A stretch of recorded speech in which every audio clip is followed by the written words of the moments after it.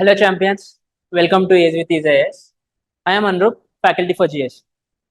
Today we are coming with a new course, ICANN series, where for the next 30 days we will focus on some important content and quality content where you can use them in your answers. Through this program, we will provide you data, case studies, important government schemes, and also some conclusion ideas so that you can directly implement these in your mains exam answer writing, which helps you to boost your main scores. Let's start with the day one and take the topic poverty. So this poverty is directly in your GS paper 2, where it directly asked about the issues of the poverty. And you can also use this relevant data and case studies in your society paper that is asked in GS1 or also in essays. Okay. So the first one, the recent World Bank report. The World Bank report has suggested that there is a significant reduction of poverty in India from 431 million in 1990 to 129 million in 2024.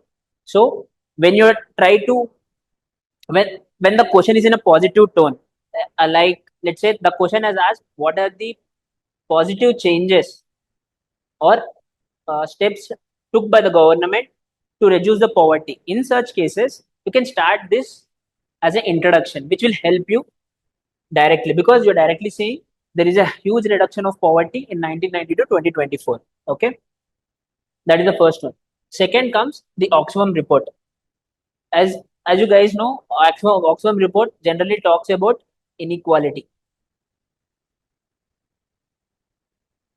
So in this report 2024, it said richest 1% control greater than 40% of the total wealth. And similarly, bottom 50% just hold 3% of the total wealth. This shows the stark inequality present in the society. So when it comes to prove your point with respect to there is huge inequality in the society or in the economy, you can directly quote Oxfam report. Okay, clear? Next, these SDG goals, you need to mug it. There are 17 SDG goals, and all these SDG goals should be on your fingertips. And in that, the first one is talks about no poverty. Okay, and recently it is also observed that India is on track to achieve SDG 1.2. What is SDG 1.2? It says reducing multidimensional poverty by 50% by the year 2030. So it says we are on the right track. That again signifies our steps, our progresses, and the following action took by the government. So this is also a positive conversion, and this one is also positive one. So by adding these kind of a data in your answers, it helps you to boost plus 1 mark in each question. Okay. Now let's consider about this one. In India, poverty rate is around 4.2 to 5% in FY 2024, and also try to give the source because the source of that data which you're providing gives the credibility of your data. That helps. Okay.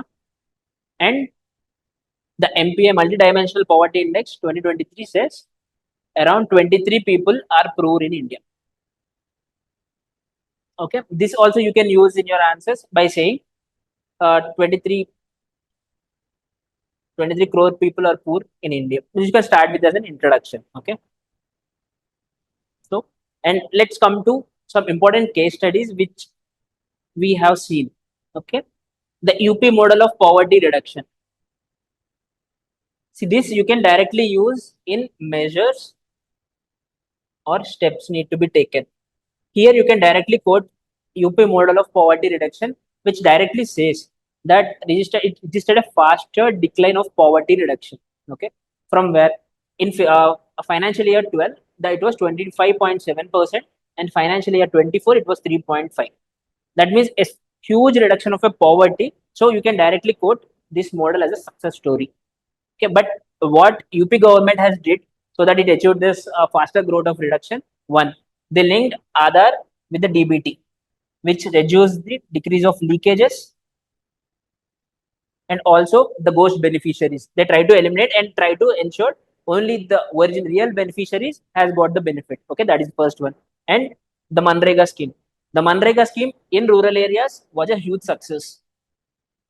So it helped to bring out so many people out of the poverty, mostly in the rural areas. Okay, and that led it introduced some government schemes which were specifically to that helped to boost the poverty, reduce the poverty, and it focused on infrastructure. It focused on infrastructure like building roads, railways, and that helped to boost the connectivity. And it also tried to induce the virtual cycle here, virtuous cycle that help to people come out of the poverty and work and also boost the economy of the state. Okay, these are the steps taken by the UP government that help to reduce the poverty drastically. Okay, flood induced poverty in Assam.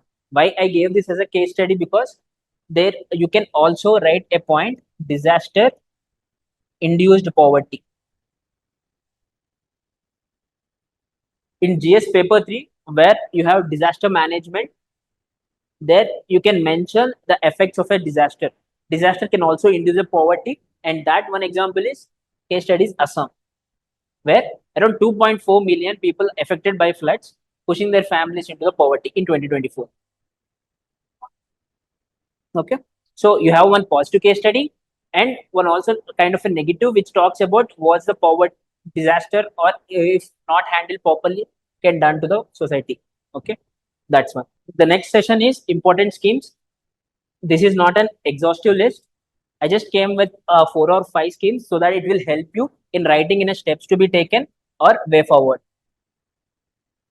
Okay, the first one is Manrega scheme, which lifted around 35.5 crore people out of the poverty. Okay. And then PM Awas Yojana, with an intention to provide house for all, and it provided around 4 crore houses till 2024.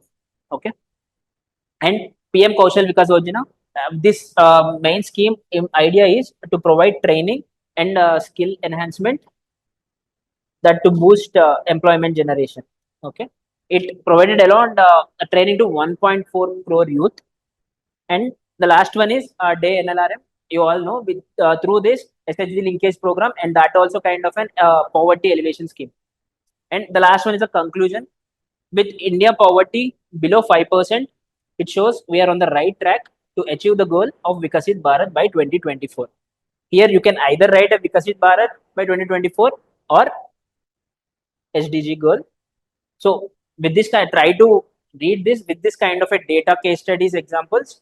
You can include in your answer writing, and I'm sure this will help you guys. That's all for this session. Let's meet tomorrow for another session. Thank you.